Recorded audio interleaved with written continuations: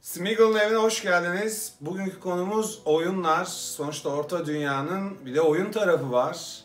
1982 yılından beridir birçok firmanın birçok çabasıyla piyasaya çıkmış birçok oyun var. Hepsini tabii ki burada tek tek anlatmak çok uzun süreceği için belli başlı böyle bir şekilde imzasını atmış oyunlardan bahsedeceğiz. Daha sonrasında da bu dönem popüler olan iki oyunla ilgili bir arkadaşıma misafir olacağım ve onunla keyifli bir sohbetimiz var. Ama önce oyunlarımızı tanıyarak başlayacağız. Evet, her zamanki gibi belirtmek isterim. Belli başlı oyunları kendi zevkime göre seçtim ve burada anlatacağım. Mutlaka atladıklarımız olacaktır. Mutlaka sizin daha çok beğendiğiniz, benim burada hiç söylemeden geçeceğim şeyler de vardır. O yüzden şimdiden affola. İlk oyunumuz 1982 yılında çıkan bir Hobbit. Beam Software tarafından IBM, Amstrad veya Commodore gibi o dönemin popüler oyunları için çıkartılmış yazı tabanlı bir macera oyunu bu. Bir görseli yok haliyle. Bu oyun türünü tecrübe etmiş olanlar hatırlayacaktır. Siyah bir ekranda size bir şey söylenir, siz de onun cevabını yazarsınız. Bu şekilde artık ne kadar heyecanlı diyebilirsiniz, o kadar heyecanlı bir şekilde devam eder bu oyunlar. Açılış Beam Software 1982 The Hobbit. Oyun dünyasına, Orta Dünya'nın, Tolkien dünyasının giriş tarihi. Evet, buradan hızlı bir geçişle 90 yılına geçiyoruz. Arada bir 8 senelik yine orada bir 5-6 oyun var ama hani hemen hemen aynı şeylerin, belli denemelerin yapıldığı konulardan bahsediyoruz burada ve 90 yılına geldiğimizde Lord of the Rings Volume 1 adı altında Amiga ve IBM PC platformlarına bir oyun sürülüyor.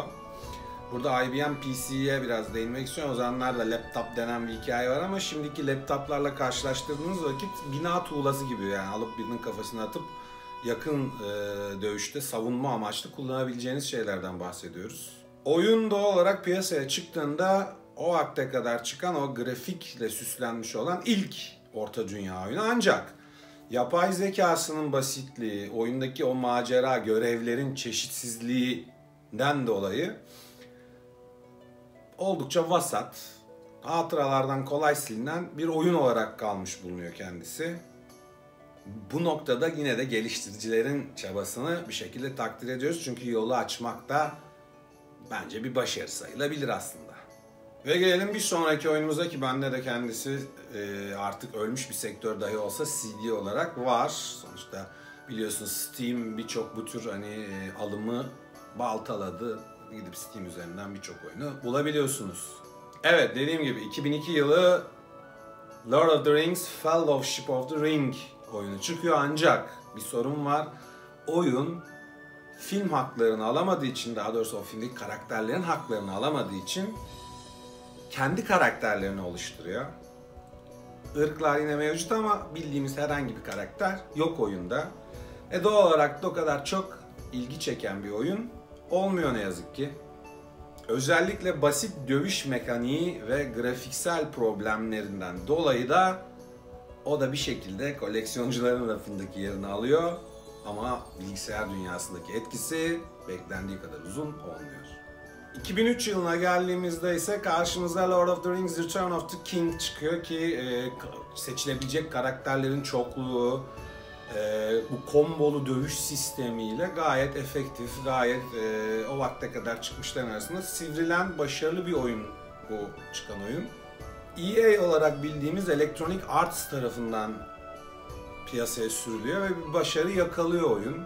Kesinlikle denebilir ki üçlemenin oyun dünyasına mükemmel bir yansıması olarak çıkıyor ki keza bu oyunu ben de oynadım. Son derece keyifliydi.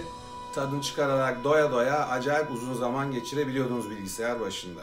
2004 yılına geldiğimizde ise karşımızda Battle for Middle-earth vardı ve sadece Windows platformunda çıkmıştı oyun ilk başta. Ancak popülaritesi daha sonra 2006 yılında Battle for Middle-earth 2 çıktığında artık Xbox 360 ve Windows olmak üzere iki platforma da hitap ediyor olmasını sağladı. Orta Dünya'nın hikayesine sadık kalan oyunda elfleri, cüceleri, insanları, orkları, hatta Uruk-hai'leri yönetip Bir şekilde çoklu oyuncu platformuna girebiliyordunuz veya kendilerinin hikayeleri vardı, onları oynayabiliyordunuz. Gayet başarılı, son derece kendinizi kaptırıp zamanı kaybedip unutabileceğiniz bir oyun olarak piyasaya hakim oldu Battle for Middle-earth 2. Özellikle çoklu oyuncu bölümündeki o geniş haritaları, iyi tasarlanmış geniş haritaları, ırkların birbirlerine karşı olan o başarıyla ayarlanmış güç dengelerini düşününce işte minerallerinizi toplayın, kaynakları toplayın, kalenizi kurun, stratejinizi yapın ve daha sonra da rakiplerinizi alt etmeye çalışın muhabbeti gerçekten efsane keyifli bir hale geldi. Bildiğim kadarıyla hala popülaritesini de koruyan bir oyun. Çok denediğimi söyleyemeyeceğim, çok bildiğimi de söyleyemeyeceğim ama piyasaya hakim olduğunu, isminin olduğunu bildiğim bir oyun. Şimdi eminim abi nasıl hiç oynamadın diyenler olmuştur ama oynamadım, yapabileceğim çok bir şey yok. Gerçekten çok bildiğim bir oyun değil. Ama deneme meyilliyim yani, denemeye meyilliyim, olabilir. Evet, şimdi buradan sonrasında 2010 yılına geçiyoruz. Orada Aragon's Quest var ki kendisi ne yazık ki başarısızlar listesinde benim için. Aragorn'la Orta Dünya'yı keşfetme ve onun görevlerini gerçekleştirmek üzerine kurulu bir oyun. Ancak alternatiflerini düşününce tabii ki biraz tatsız, sası bir oyun. Grafiksel bazı problemleri çok da başarılı olmasını engelliyor oyunun. Ancak en büyük problemini şöyle anlatabiliriz. O klasik sokak jargonunda geçen her türlü bütün tuşlara basıp level mi atlamaya çalışıyorsun. Bence bu oyundan çıkmış olabilir. Çünkü dövüş kombinasyonları ve anlarında tuşlara istediğiniz gibi rastgele basıp başarılı olma şansınız olan bir oyun bu. Neyse ki 2011 yılında Lord of the Rings War in the North çıkıyor ki kendisi gayet başarılı bir RPG oyunu. Bu açıdan da belki Aragorn'u unutturmuştur, belki değil kesin unutturmuştur diyorum ben. 2011 yılında Snowblind markasıyla piyasaya çıkan bir macera türü oyun bu. Elf, insan veya cüce ırklarını seçip savaşın ortasına bodoslama giriyorsunuz. Kendine ait bir hikayesi var. Diğerlerinden farkı normal hikayeye giderken o kuzeydeki savaşı aslında konu alıyor olması ilgi çekici noktası. Yetenek ağacı sistemiyle de ön plana çıkan bir oyun. Sonuçta çok detaylı, çok çeşitli ve grup oyunlarına yani bir araya gelmeye yatkın bir yetenek sistemi var. Bu da sanırım oyunu diğerlerinden biraz daha ayıran bir nokta olarak söylenebilir. 2012 yılındaysa karşımıza Lego Lord of the Rings çıkıyor ki kendisi keşfedebileceğiniz şeylerin bolluğu, oynayabileceğiniz karakterlerin çokluğuyla beraber gayet keyifli, gayet güzel zaman geçirebileceğiniz bir oyun. Burada Lego'yla Tolkien evreninin bir karışımını görüyoruz ki bu oyuna da bence Tolkien evrenine Legosal bir bakış diyerek hani konuyu biraz daha diğer oyunlardan neden farklı olduğu yönünde bir ipucu olarak alabiliriz. Tüm Lego oyunlarında gördüğümüz gibi çok eğlenceli bir arayüz, çok eğlenceli bir karakter profili, o mekanların görüntüsü falan doğal olarak o Lego'nun kendine has tarzıyla yansıtılıyor ki bence oyunu çok farklı bir noktaya getiren, başarılı bir oyun olduğunu da düşünüyorum bu arada. Güzel bir noktaya getiren detaylara sahip oyun. Bu açıdan da bence denemeye değer. Ben de kendim oynadım bu oyunu. O yüzden hani bununla ilgili bir fikrim var. 2014 yılına geldiğimizde Middle-earth Shadow of Mordor karşımıza çıkıyor. Kendisi aslında çok büyük reklamlarla piyasaya çıkmış ve beklentilerin büyük olduğu bir oyun. Ancak belki biraz Assassin's Creed oyun motorunu kullanmasından veya grafiklerinin Witcher gibi oyunlara biraz daha böyle yakın olmasından dolayı çok fazla bence benim kendi görüşüm yine gerekli beklenen popülariteyi kazanamamış bir oyundan bahsediyoruz. Monolith Productions'ın Warner Bros. Kanatları altında hazırladığı bu oyun açık dünya RPG'si olarak çağrılabilir. Ancak söylemekte fayda var, efsane olması beklenen ancak bu görevi gerçekleştirememiş oyunlardan kendisi. Genel olarak sayacaklarım bunlar ama bir oyunda anmadan geçemeyeceğim. Tabii ki 2007 yılında Turbin'in kendi markasıyla çıkarttığı Lord of the Rings Online Shadows of Angmar. Bu listenin niye, listede değil de yani en son niye bahsediyorum? Çünkü gerçekten vurucu bir oyun aslında. Çok güzel bir oyun, son derece detaylı, harika hazırlanmış haritalar, İşte karakterlerin bir şekilde hikayeleri veya özellikleri aslında çok iyi ayarlanmış bir oyundan bahsediyoruz burada. Şimdi oyunu açık daha net tane tane söyleyeceğim. MMORPG olarak çağırıyoruz. Peki orijinal açılımına ne diyeceğiz? Massively Multiplayer Online Role Playing Game olarak açtığımız bir oyun tarzı bu. Türkçe'ye çevirdiğimizde de devasa sayıda, yani çok sayıda oyuncu barındıran sanal bir dünyanın içinde oyuncuların yine sanal karakterlerin görevlerini yerine getirdiği bir oyun türü bu. Son derece de popüler. Özellikle World of Warcraft'la tüm dünyada bir dönem çok ciddi anlamda etki yaratmış bir oyundan bahsediyoruz.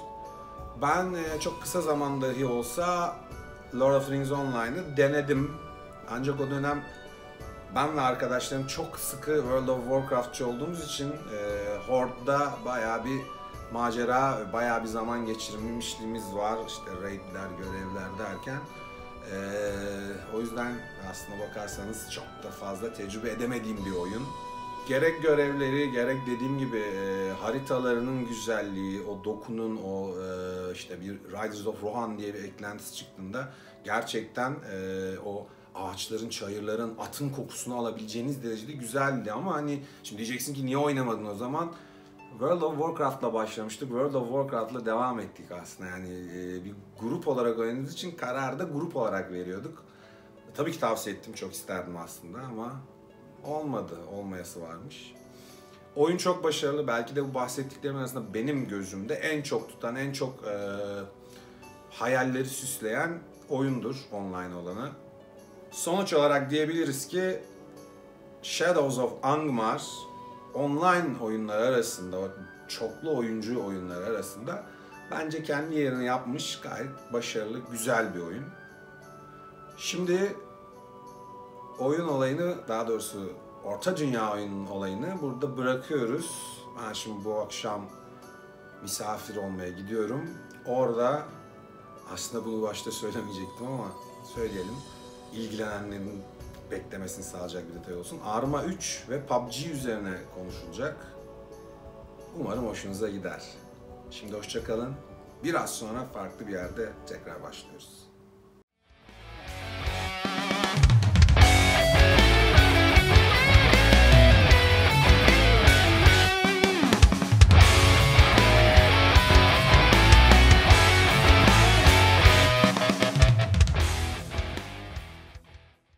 Evet, Smeagol'un evinde bir ilki yaşıyoruz. Bugün farklı bir konuya gireceğiz. Hep Yüzüklerin Efendisi ama şimdi Yüzüklerin Efendisi'nin oyun versiyonlarından konuştuktan sonra biraz da oyun dünyasından muhabbet etmek gerektiğini düşünüyorum ben. O yüzden de konuyla ilgili dostum, kardeşim Ozan bugün bizimle beraber. Kendisi Arma 3'ün o 2013 yılının Eylül ayında bir şekilde bir kitleyi ele geçirmiş olan simülasyonun ciddi fanlarından. Kendisi bize konuyla ilgili bazı şeyler verecek ve sürpriz nedir? İsmini çok duyduğumuz ve çok popüler bir oyuna da referans olacak anlattığı şeyler. O yüzden ben ilk soruyla beraber muhabbeti başlatıyorum. Ozan'cığım. Eyvallah. Arma 3 çıktı, aldın oynadın. Ne bağladı seni? Nesi hoşuna gitti? Esprisi neydi, konunu anlat bize. Abi Arma 3 ya of ne bileyim bilmiyorum. Şimdi böyle hep sorulmuyor ya böyle şeyler. Abi Arma 3 aslında sen diyorsun ya hani bir oyun diye bir girizgah yaptın. Aslında çok bir oyun değil. Yani oyun diye nitelendirebileceğimiz bir şey değil Arma. Arma bir simülasyon. 2013 yılında tabii Arma'nın öncesi de var. İşte Arma 3'ten bahsediyoruz bu arada. Evet. Arma 2 işte şimdi hatırlayamadığım Operation Flashpoint olması lazım gibi böyle versiyonları da var ona Arma 3'e hazırlık olan. Arma 3 2013 yılından bu yana hep DLC'lerle ayakta kalmayı başarmış bir oyun. Bir simülasyon. Aslında insanları cezbeden tarafı da bu. Sürekli besliyorlar ve gerçek hayattaki askeri deneyimi sana sunuyor. İlginç. Açık kaynak kodlu bir oyun olduğu için de birçok oyuna ilham kaynağı olmuş. Sen de biraz bahsettin açıkçası hani bir çıtlattın. Son hani izleyicilerimiz daha sonra öğrensinler onu da. Hani bir iki senedir böyle en çok konuşulan oyunlardan bir tanesi aslında Arma'nın kendi kaynak kodlarından bağımsız bir kod grubu tarafından yapılan bir oyunun bir modun versiyonu diyeyim. Evet. Bizi cezbeden aslında Arma'nın sürekli yenilenmesi. Ben senin de aslında biraz biliyorum bir World of Warcraft geçmiş World of Warcraft olduğunu biliyorum. Yani hani World of Warcraft'ta da aslında benzer bir şey var. Yani sürekli yenileniyor, sürekli değişiyor, yeni DLC'ler geliyor, farklı şeyler ekleniyor, grafik arayüzlerini çok daha iyi yapıyorlar. Hani Arma'da da bu aslında var. Arma ama daha bir profesyonel bence, daha bir böyle hani... Abi Arma askeri simülasyon. Evet. Bir asker olmak istiyorsan ve bunu evinin konforunda, bilgisayarının başında böyle içeceğini alıp tamam böyle arkadaşlarınla sohbet ederek işte ölme vurulma şeyi olmadan, riski olmadan, korkusu olmadan Arma'yı bir askeri deneyimi yaşamak için kullanabiliyorsun. Süper. Aslında Arma'nın en çok cezbedici şeyi o. Çok fazla envanter var. Çok fazla araç var. Şimdi araç deyince insanların aklına, oyun severlerin aklına ilk hani Battlefield serisi falan geliyordur büyük ihtimalle. Çünkü hani yoğun olarak aracın ve çok büyük haritaların, o işte open map dedikleri haritaların çıktığı şey. Battlefield oluyor. Battlefield 1941 belki hani akıllarına gelen şey o olabilir. Arma'da aslında bu yolda ilerliyor ama daha çok gerçek hayata öykünerek yapıyor bunu. Simülasyon dediğimiz şey o aslında. Araçta her şeyi kullanabiliyorsun. Askerin üzerinde her şeyi kullanabiliyorsun. Bir yönden de aslında tam olarak askeri simülasyondan sıyrılarak roleplay özelliği de var. Yani Altis bir Arma adası. Bu arada Arma konusunda çok bilgi sahibi olmayan arkadaşlar için hani ilk söylediğimiz şeyler biraz şey gelebilir, farklı gelebilir. Evet. Ben yeri geldikçe anlatmaya çalışayım. Altis bir ada. Arma genelde hep böyle gerçekçi haritalar üzerine kurulu şeylerde, haritalarda, platformlarda oynanıyor. Altis bir ada. Altis Life isminde bir takım serverlar kuruldu zamanında. Altis Life'da neyi vaat ediyordu kullanıcılara? Gerçek bir roleplay'i vaat ediyordu. Yani aslında savaşmıyorsun ve orada yaşıyorsun. Anladım. Evet. Polis olabilirsin, tüccar olabilirsin, kaçakçı olabilirsin, kanun kaçağı olabilirsin, etliye sütliye karışmayan bir çöpçü olabilirsin, scavenger olabilirsin. Alternatif çöpçü sonuçta. Evet, yani insanları aslında çeken şey bu simülasyon temeli. Evet. Simülasyon yani çok aslında son dönemlerde diyeyim, önceden çok vardı da bizim gibi eski oyuncular aslında biraz simülasyonu çok eskiden tanıyan oyuncular.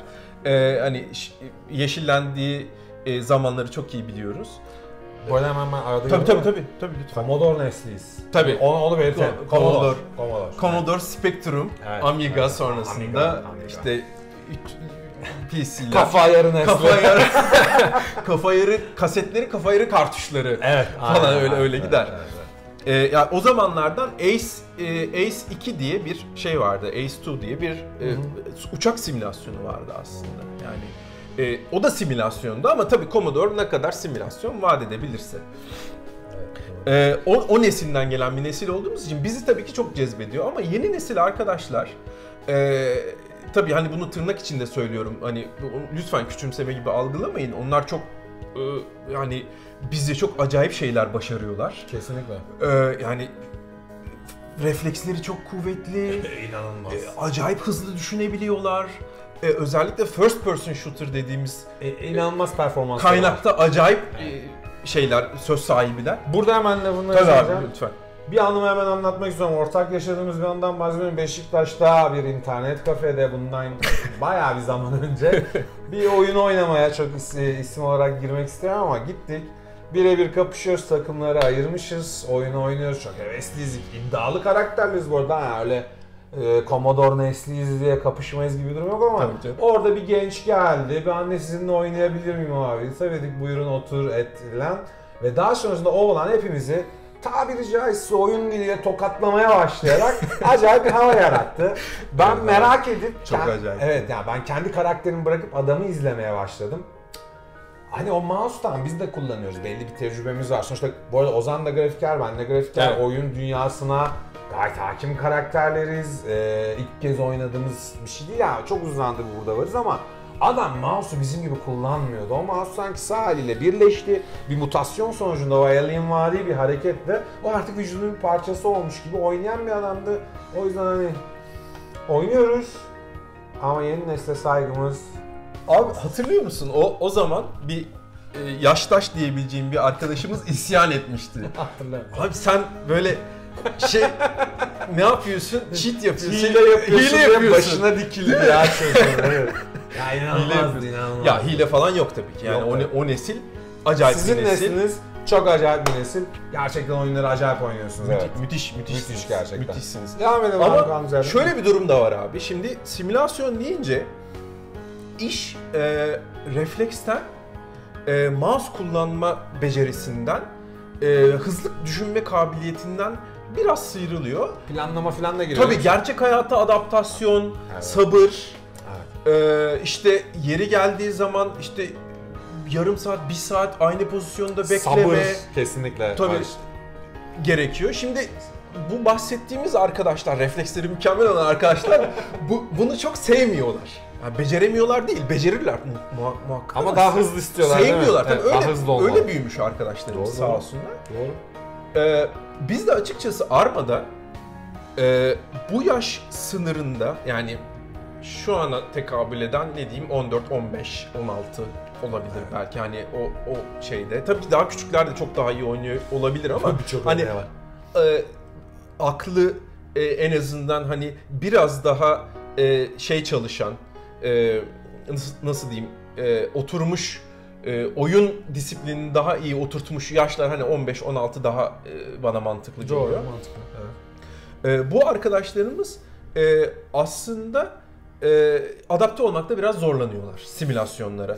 Dikkat ederseniz zaten abi bu simülasyonların sayısı gün geçtikçe azalıyor. Şimdi piyasada zaten 3 tarz simülasyon var. Araba yarışı, uçak simülasyonları. Evet, nasıl kullanacaksın? Evet, yani hani bayağı bu manyakları da var bu işin. O manyaklardan biri de yine nacizane benim. Çok çılgın bir oyun odası var. Bu akşam da bu videonun figürleri içinde odada tanıtacaklarım da olacak. Henüz daha onu çekmedim. Çok çılgın bir oyun odası var. Yani konsol, ortam 10 numara. Profesyonel, bekleyin. Eyvallah. Şimdi bu arkadaşlarımız aslında dediğim gibi hani uçak simülasyonu, araba simülasyonu, askeri simülasyon. Arma mesela askeri simülasyon alanında tektir. Hı hı. Şimdi tabii son dönemlerde bazı oyunlar yine çıktı. Postscriptum diye bir oyun var. Yapımcısını şu an hatırlayamıyorum. Yani bir şey söylersem yanlış olur. O yüzden ismi yeterli dile getirmek istemiyorum ama oyun Postscriptum, 2. Dünya Savaşı kurgusu. Squad yine aynı firmanın oyunu. Bunlar mesela biraz daha simülasyon vaat eden oyunlar.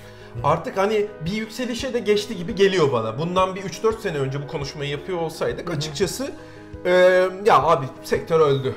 Simülasyon yok. Evet. Oynayamıyoruz. Biz bile oyun bulamıyoruz falan derdim. Ama şimdi bir yükseliş var. Yani güzel. O artık herhalde o dönem bahsettiğim 3-4 sene önce 9-10 yaşlarında olan arkadaşlarımız herhalde büyüdüler biraz daha. Mutlaka. Ve hani merak salmış olabilirler.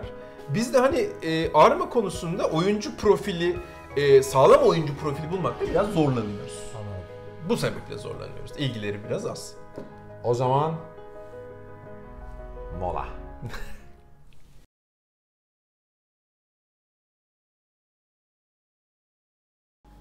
Evet dostlar, biz aramızı verdik, geri geldik.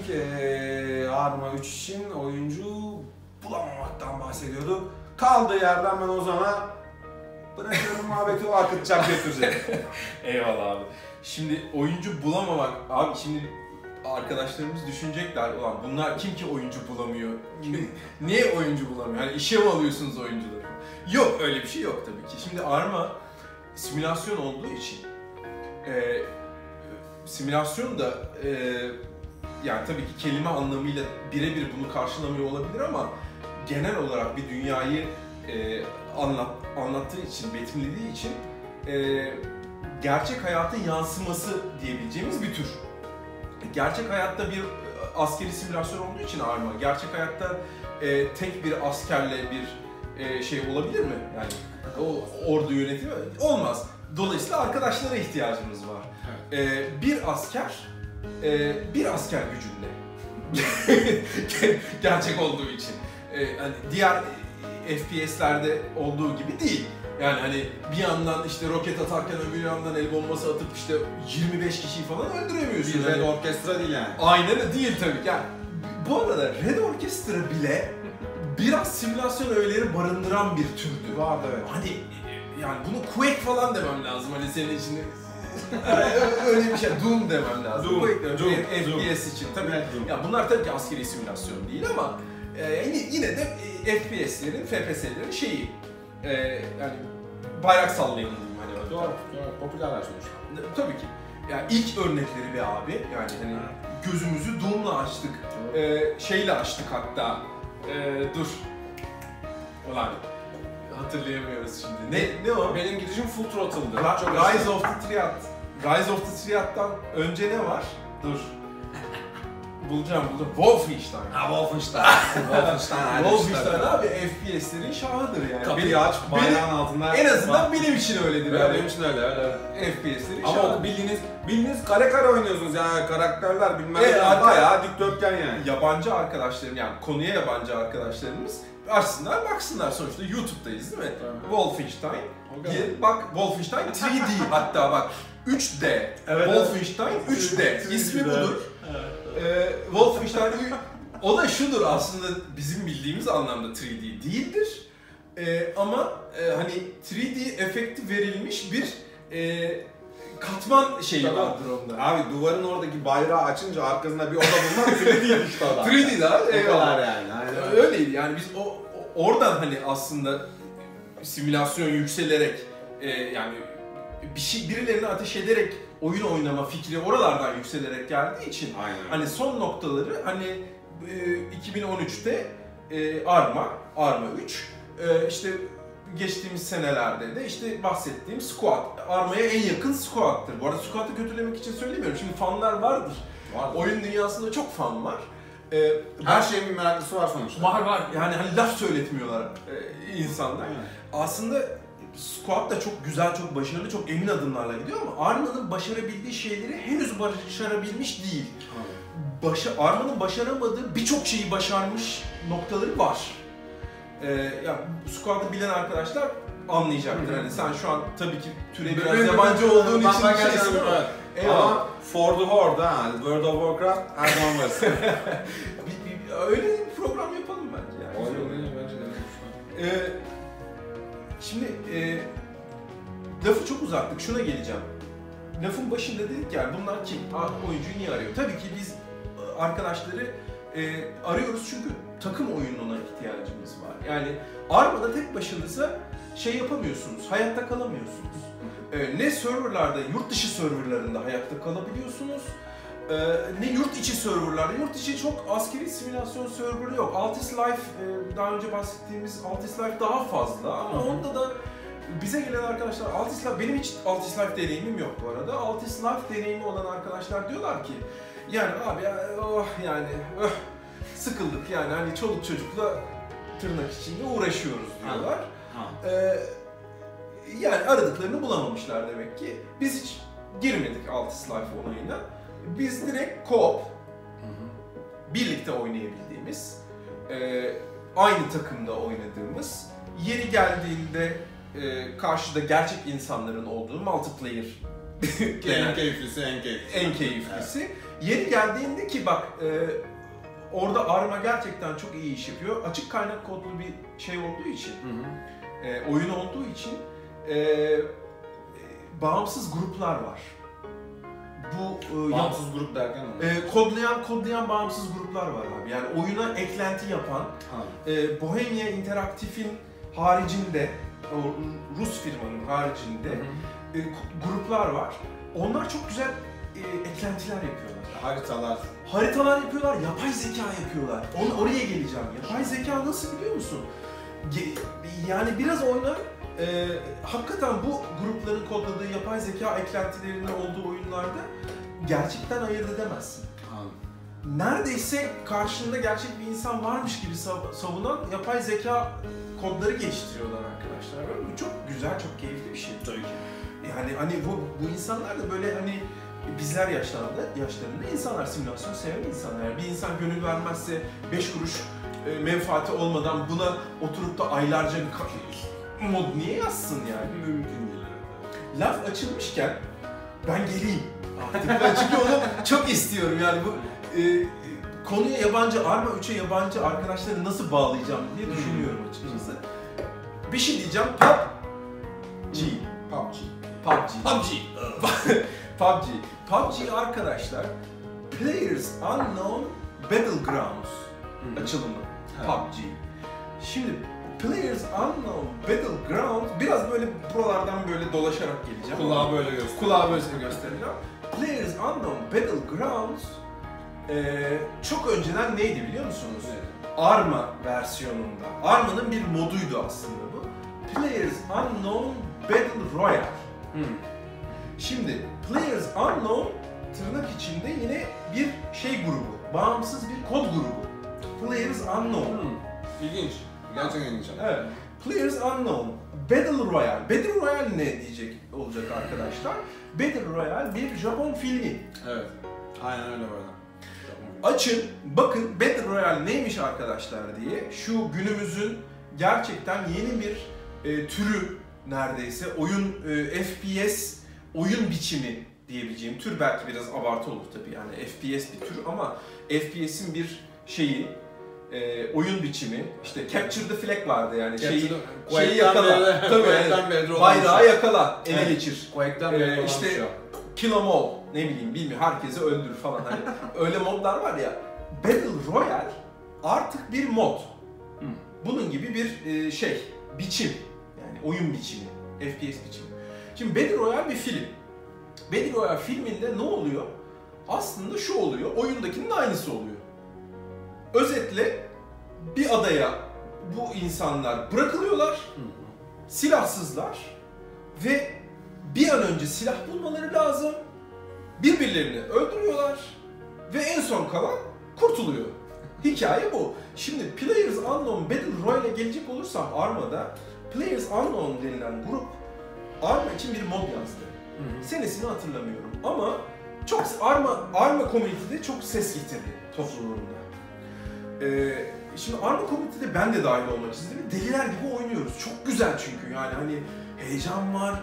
Gece mi gündüz mü bilmiyorsun. Gecenin bir yarısı seni atıyorlar falan hani üstündeki şeye kadar karar vermen gerekiyor. Yani bir realizm derecesi var ama aynı zamanda bir macera, bir hayal gücü katıyor. Tabii abi bilmiyorsun çünkü bilinmeze gidiyorsun yani. Adanın herhangi bir yerinde seni bırakıyorlar. Süper. Silahın yok. Bir an önce bir silah bulacaksın. Haritan var. Haritaya bakıyorsun. Bir silah buluyorsun. Önüne gelen herkes düşman. Herkes tek. Bu arada yani sonra gruplarını falan da çıkarttılar onun ama. Ve hani böyle acayip bir heyecan. Biz çok sevdik. Ama videonun başında söylediğim şey yüzünden, simülasyonun çok fazla tutulmaması ve bilinmemesi sebebiyle bu tabii ses getirmedi, çığır açmadı yani. Evet. Kim tarafından bilindi? Arma'yı oynayan insanlar tarafından bilindi. Doğal olarak Arma modu çünkü. Yani bir varyant geldi ve bu bir Arma oyuncularını mutlu etti. Dedik ki abi Battle Royale oynadın mı? Battle Royale oynadın mı? Çok güzel. Atlıyorsun, zıplıyorsun, bir şey işte bomba düşüyor falan filan. Şimdi anlatmayayım zaten üstünden geçmiş. Bayağı zaman olmuş durumda. Hikaye şu. Battle Royale'den sonra bu adamlar baktılar ki Arma'da hakikaten ses getiriyor. Players Unknown grubu. Ya biz bunu bir oyun çıkaralım. Bu oyunu yapalım. potansiyel var. Çok da iyi bir iş yaptılar bu arada. Yani muazzam satış rakamlarına ulaştılar. Ben tabii ezberden konuşmadığım için bilmiyorum yani. Çok merak eden girsin, baksın, araştırsın. Evet. Ama yani son yılların oyun piyasasındaki en başarılı rakamlarına ulaştılar. Yani paraları götürdüler açıkçası. Aynen öyle. Götürdüler. Aynen öyle. Parayı götürdü, aynen öyle. Ha şimdi gelelim Ozan ne diyor bu duruma.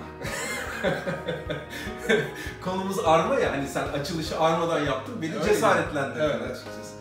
Ozan bu duruma ne diyor? Yeni PUBG'yi, yani Players Unknown, hemen öncesinde kısa bir bilgilendirme daha yapayım. Players Unknown Battle Royale dedik ya, niye Battle Royale de Battlegrounds'a döndü? Çünkü Battle Royale bir filmin adı. Dolayısıyla telifli. Buna para ödeyemiyorlar adamlar yani. Hani Battle Royale'i yaptılar Battlegrounds. Çünkü mod da değiştirmiyorlardı. Çünkü Arma'nın oyuncu kitlesi belliydi.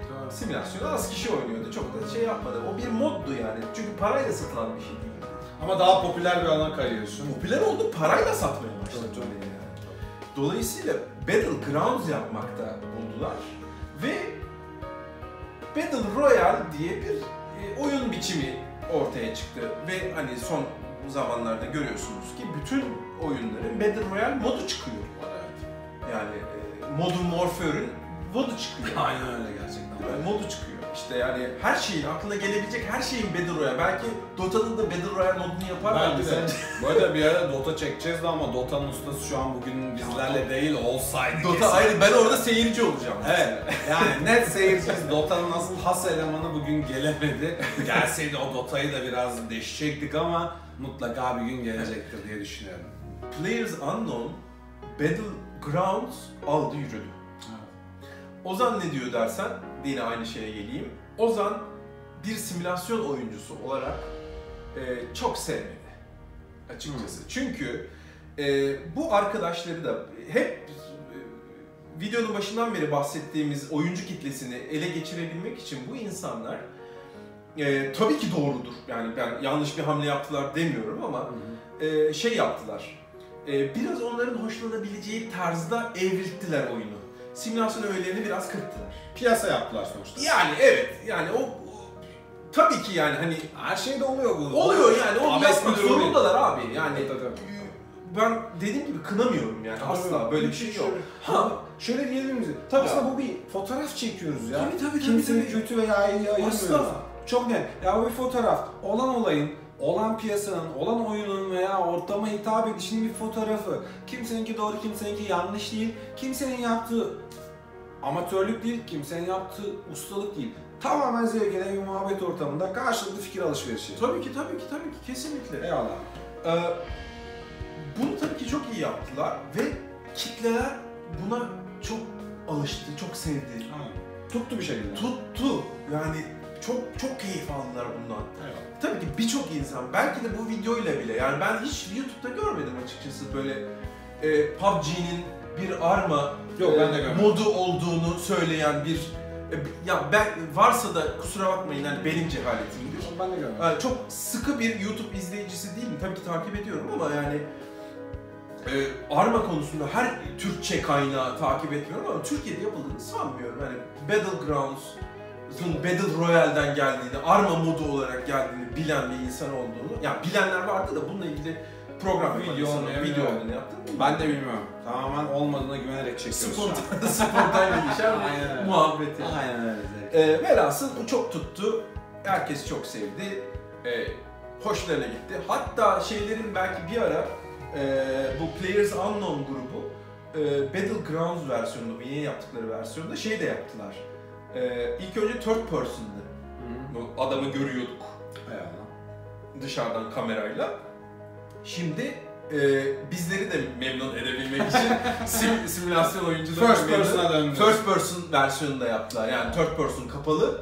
Sadece first person oynayabildiğin. Ben third person kişisel olarak çok oynamıyorum, sevmiyorum. Ama biz zaten alışkanlığımız ilk gözden Evet, gelene. tamam. Yani çünkü simülasyon demek realizm demek. Realizm demek third person off demek yani. O zaman simülasyonumuza devam ediyoruz. Bir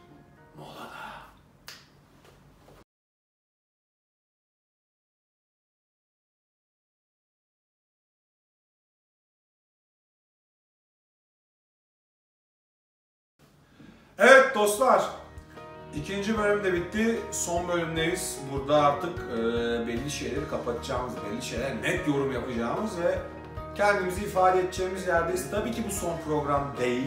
Bir tık sonrası mutlaka olacak ama Mümkün değil. mümkün değil, evet. Şimdi biz oyun dünyasını biraz da bu Yüzüklerin Efendisi dünyasıyla birleştirmek istiyoruz. Çünkü fantezi dediğiniz vakit o kadar geniş bir yelpazenin içinde birçok şeyden bahsediyoruz. Tabii doğal olarak da bunları hep beraber paylaşalım, ortamımız güzel, muhabbet edelim. Böyle bir takım yerlerde gibi ne bir asosyal olsun ne biraz fazla jigs olsun. Biz dost aleminde, dost ortamında, dost meclisinde konuları açalım, hep beraber yayalım istiyoruz. Şimdi PUBG'deydik. PUBG'nin Arma 3'ün simülasyonun profesyoneline bırakıyorum ben tekrar. Devam. Eyvallah, sağ olasın. Eksik olma güçlü, vallahi sağ ol. Abi bunlar çok üst düzey tanımlar ya benim için. Eyvallah. Bizler ya aslında Türkiye'de böyle yani oyun piyasası çok amatör ruhla devam eden bir piyasa. O yüzden bu tip Bu arada dediği şey böyle, bizim kanalda amatörlüğe de gidiyor, onu unutma. Tamamen amatörüz yani. Evet. sonuna kadar Evet. amatör. Severek yapıyoruz. Amacımız bu, evet. Devam edelim abi. Oyun piyasası gerçekten Türkiye'de çok amatör ruhla büyüyen, gelişen, buna gerçekten gönül vererek, emek vererek, senelerini harcayan, ilerleyen insanlarla çevrelenmiş bir topluluk var aslında. Çok doğru. Birçok insan var, şimdi ismini zikretmeyeyim. Çünkü çok uzar, yani istemediğimden değil, gerçekten çok uzar. Yani zaten oyun meraklıları biliyordur YouTube'dan yani hani şunlar hepsini açarlar. Yeri gelir belki bahsederiz. Belki onları konuk alırız. Ne Belki de bilirsin? bir gün Çok isterim. olabilir. İstiyorsanız yazın. Çok isterim. Şimdi PUBG konusuna geri dönecek olursak şöyle bir durum var. PUBG'yi tabii bundan önceki bölümleri, 2 bölüm var bundan önce. Bundan önceki bölümleri izleyen arkadaşlar ulan ne gömmüşler lan PUBG'yi falan diyebilirler. İşin aslında öyle değil. PUBG, bu bir PUBG programı da değil bu arada. Bu genel bir muhabbet programı. PUBG birçok şeyi başarmış bir oyun. Evet, bence de öyle. Bu arada. Players Unknown Battlegrounds olduktan sonra neye ulaştı biliyor musun? PUBG. Birinci videoda bahsettiğimiz simülasyondan çok hoşlanmayan, simülasyonun belki de ne olduğunu bilmeyen oyuncu grubunu bir kere kendine çekti. Yani veya hitap etmeyen diyelim yani. Hitap etmeyen, evet. Yani tabii doğru, belki de doğru tanım o. Evet. Kendine çekti. Ve onlara dedirtti ki ya bu simülasyon ve simülasyon öğeleriyle bezenmiş oyunlar güzelmiş ya. Değil mi? Evet, bence de. Dedirtti. Yani hakikaten bu güzel bir şey. Güzel. Çünkü düşüşte olan simülasyon şeyi bir noktada yükselişe geçti. İğme kazandı. Tabii değil mi? PUBG'de bu Evet. belki de yani zirve demeyeyim, zirve çok abartılı olur ama belki de gerçekten kayda değer bir noktaya ulaşmaya başladı. İnsanların çok dikkatini çekiyor. Şimdi PUBG'nin başardığı şey şu. Neyi başardı PUBG? Bir kurşun bir kurşunu başardı. Gerçek hayattaki gibi. Bir realize etti onu. Tabii ki ilk başta. Yani şimdi tabii ki yeni modlar gelmiş olabilir, bir şey olabilir bilmiyorum. Yani hani çok bir PUBG oynayan bir fan değilim. Çünkü konunun başında Arma 3'ten girdik biliyorsun. Evet. Ama hani PUBG'ye kadar uzandı muhabbetimiz. Zaten senin de yani PUBG'nin çıkış yolu Arma'dan geçer. Tabii. Muhabbet oraya kadar uzandığı için hani ben PUBG'ye evrilmiş bir konuyla devam ediyorum. En güzel. PUBG şunu yaptı. Ne yaptı? Takım oyununu insanlara, oyunculara empoze etti. Yani sonuçta tek başına hiçbir şey değilsin. Evet, belki de doğru, haklısın. Yani kesinlikle simülasyonda özellikle, simülasyon öğeleriyle bezenmiş bir oyunda hiçbir şey değilsin. Evet. Takım oyununu, unutulmaya başlayan takım oyununu yeniden kazandırdı belki. Numara. Yani bence ülkemizde ülkemiz oyuncuları arasında en eksik olan şey de bu. Takım olmak. Takım olmak. Bunu çok iyi beceremiyoruz açıkçası. Yani eğriye doğruya doğru. Evet. Takım arkadaşları bulmakta da açıkçası zorlanıyoruz. Evet. Şimdi PUBG bunu başardı. PUBG neyi başardı? PUBG yeni bir şey getirdi. Yeni bir tür getirdi. First person bir heyecan kattı. Ayrı bir heyecan kattı. Yeni bir rekabet ortamı kattı.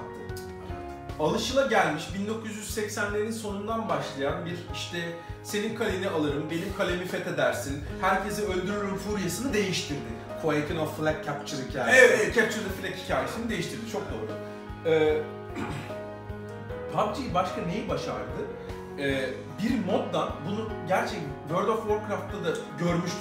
Tabii yani belki de ilk şeyidir değil mi o? Yani ya işte o canlamışın o sinerjinin başlaması. Moddan türeme işinin belki de en can alıcı şeyi odur yani. Hani o boss fight'lar, o patronu indirmek veya o level canavarını indirmek için mutlaka takım olman gerekiyor. Abi bu da ayrı bir konu. Bunu da yapalım. Bu ayrı bir konu yani. World of Warcraft'ta benim olayım. Süper lan, çok sevdim. World of Warcraft'ta yapalım. Yani belki de hakikaten onunla başlayan bir serüvenin first person shooter'a evrilmiş versiyonunu yaptı herif. Evet. Yani İkinci Dünya Savaşı first person shooter dediğin zaman çok uzun bir süre İkinci Dünya Savaşı kıskacından çıkamamış oyunlar vardı abi. Medal of Honor, Call of Duty, işte hatta belki işte Nazileri konu aldığı için yine birinci oyunda bahsettiğimiz Wolfenstein serisi. İlk Wolfenstein 3D. Nazileri öldürdün. Gizli geçitler buldun, Nazileri öldürdün. En sonunda Hitler'le karşılaştın. Bayrağın arkasında bir kapı var, oradan odaya giriyorsun ama kupalar falan. Köpek maması falan gibi. Gerçekten değişik. Böyle şeyler. Yani işte bu noktadan evrilen kısır bir first person shooter deneyimini PUBG gerçekten dünya çapında bir yeniden trend haline getirdi.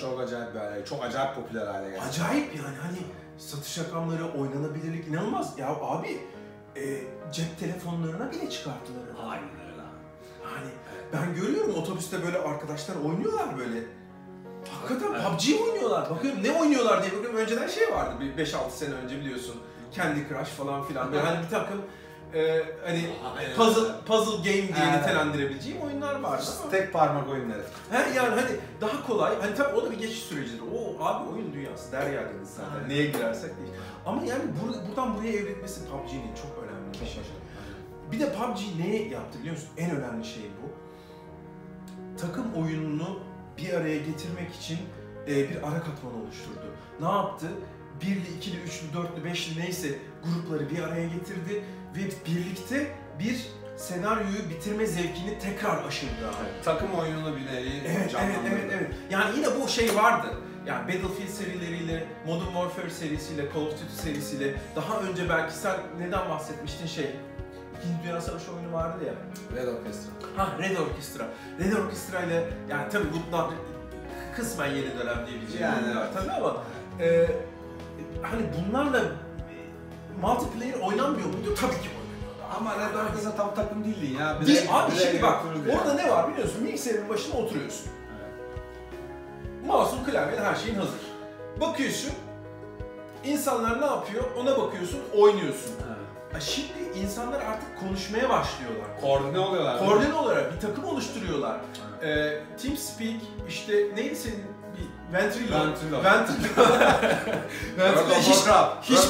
Hiç bilmiyorum Ventrilo'yu. TeamSpeak, Ventrilo falan gibi uygulamalarla, konuşma uygulamalarıyla insanlar birbirleriyle konuşmayı yeniden keşfettiler. Evet. Ya önceden de vardı tabii, bu yeni çıktı demiyoruz yani. Ama popülaritesini ciddi anlamda kazandı. Tabii insanlar multiplayer derken yani tek başına oturayım, tanımadığım, konuşmadığım insanlarla oynayayım derdindeydi. Ama şimdi artık insanlar iletişim derdinde. Konuşuyorlar. Sen sağdan git, ben soldan gideyim. Şurada adam var, burada taktik yapıyorsun. Ve bu çok önemli bir şey. Ve bu bence bizim Türk oyuncusunun yeni nesille birlikte yeniden yükselişle keşfettiği bir şey. Bence de bu arada biz yani çok bireysel olarak oyunda mesela çok iyidir, ne bileyim FIFA oynar, acayip oynuyordur. Herhangi bir takım mantığı yok. Bireyseldir yani. FIFA çok bu arada. Evet. Oynayan çok. Bireyseldir. Ne bileyim işte bu ta Street Fighter'dan bu zamana akan bir yoldan başlıyoruz. Yani bireyselsin, niye oynuyorsun, işte karşına jeton atan adamı gömmenle filan başlayan bayağı bir sekans var burada ama artık karşındakini gömmek değil, elle tutuşup ön plana çıkma zamanı. Yani takım olarak ya tırmanırsın ya takım olarak gömülürsün. Tabii. Ve bu bence çok iyi bir şey çünkü hani en büyük eksiğimiz olduğunu düşündüğüm şeylerde bir koordinasyondur. Yani o takım ruhu, kimin ne yapacağı deli gibi. O sağdan, ben soldan, işte ne bileyim uzakta bir sniper tutarsın, önde bir close combat grubun vardır, ıvır kıvır. Ya bunlar taktik işidir, bunlar biraz daha plan program gerekir. Tabii ki sabır mutlaka önemli noktasıdır ama sinerji asıl kilittir. Bence PUBG'nin verdiği şey sinerji zaten, o hareket, aksiyon, devamlı bir hani bir heyecan. Biz bunu daha önce bir videomuzda şöyle konuştuk. Şimdi Yüzüklerin Efendisi iyi bir film, Hobbit seyretmesi güzel bir film. Şimdi seyretmesi güzel bir film her zaman dostlarına seyredersin. Ama iyi bir film herkese hitap etmeyebilir. Evet. Şimdi PUBG seyretmesi güzel bir film. Yani herkese hitap ediyor. Yani oynamak mı istiyorsun abi? Tabii. Heyecan mı istiyorsun? O an bir mükemmel hikaye. Evet, çok heyecanlı bir hikaye. O kadar yani. O kadar net çekiyor ki. Öyle tartışacaksın, edeceksin. Ben beğendim, beğenmedim gibi bir şey yok. O kadar net bir sinerjisi var ki. Akıyor ve sen kendini suya bırakıyorsun, o seni alıyor, götürüyor. Doğru öyle abi. bir şey. Bence öyle bir şey. Bir de son olarak ne diyeceğim biliyor musun? Eyvallah. PUBG'nin, yani tabii ki PUBG aşk demek biraz iddialı olur ama PUBG ve türevi oyunların multiplayer, birbiriyle konuşma ihtiyacını çok maksimum düzeyde tutan oyunların açtığı koridoru ülkemizde neler kapatıyor biliyor musun? Oyuncu grupları. Oyuncu grupları aslında yani bu hani bir elin parmaklarını geçmeyecek senelerde diyeyim ortaya çıkan oyuncu grupları aslında yeniden yükselişte. Çünkü insanlar artık bu oyunları oynayabilmek için dost, arkadaş arıyorlar ve kendi küçük gruplarını kuruyorlar. Yani 5 kişilik, 10 kişilik, 20 kişilik gruplarını kuruyorlar. Yani 20 kişi bile çok biliyor musun bizim ülkemizde? Yani 20 kişinin inan bir arada hani koordine olup oynayabilmesi çok. Şimdi nereye geleceğim? Arma'ya geleceğim.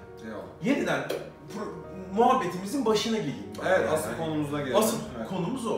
Şimdi bu 10 kişilik, 20 kişilik gruplar inan Arma'nın kaldırabileceği gruplar ve muadili oyunları, squat vesaire gibi oyunlar.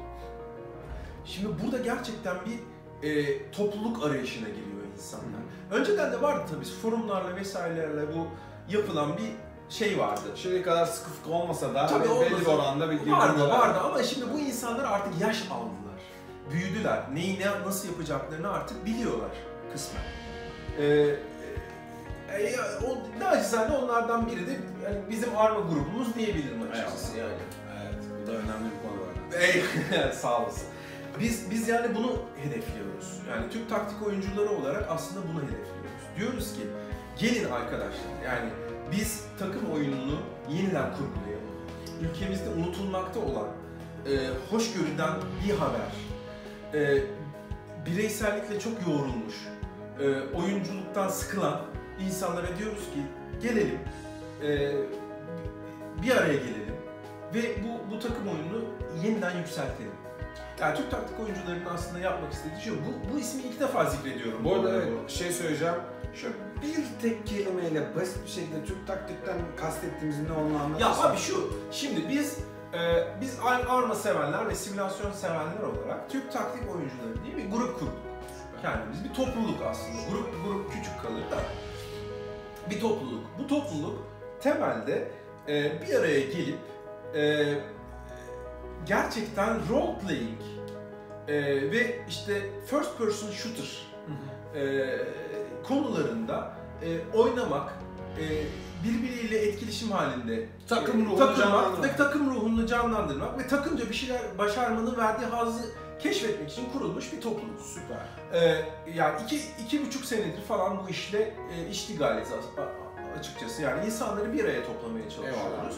Ve insanlara bunu sevdirmeye çalışıyoruz. Takım oyununu sevdirmeye çalışıyoruz temelde. Yani Arma ile filizlenmiş bir şey ama özetle takım oyununu sevdirmeye çalışıyoruz. Amaç takım oyunu, oyun çok farklı. Tabii ki bu yani birlikte bir şey yapabilmek çok zor bir şey. Güçlü, sen de biliyorsun. Biliyorum. Yani bırak onları 20'leri, 2-3 kişinin bile bir araya gelip aynı şeyi söyleyebilmesi, aynı şekilde düşünebilmesi o kadar zor ki. Yani oyunculukta, oyun dünyasında bu müthiş zor bir şey. Yani belki yeni nesil bizden daha iyi beceriyor olabilir, bilemiyorum. Hani ama hani bunların bir arada kümeleneceği grupların olması lazım artık yani. Biz de naçizane kendi çapımızda hani böyle bir şey organize ettik. 2,5 senedir de çok keyifli vakitler geçiriyoruz. Süper. Yani özetle o yani. Taktik oyuncuları bu. Bunu başka bir video yapacağız. O yüzden burada hafif Yani kes kalıyoruz. Abi kesinlikle çok daha uzun bahsedilmesi gereken bir şey. Ya bu muhabbetin üstüne mutlaka bir Dota, bu takım oyunu nasıl olur, ne olur. Çünkü yıllarca bunun ızdırabını çekmiş, eksikliğini hissetmiş bir nesliz biz. Ya ben mesela World of Warcraft hayatım boyunca hiçbir zaman bir Türk ittifakıyla çok ciddi bir yere gidemedim. Yani evet, bir eksiklik var abi Türkiye'de yani o eğri oturanın doğru kalışı. Türkler bu işi hakikaten biraz daha yeniden keşfetmesi zorunda yani. Geliştirmek zorunda çünkü yıllar boyunca 8 sene yakın falan üst düzey World of Warcraft oynadım bilenler burada çok neden Holy Paladin formatıydı karakter. Bulamadığım için hep yabancılarla bir yerlere gelmek zorundayım. Çok da eğlenceli bir durum değil açıkçası.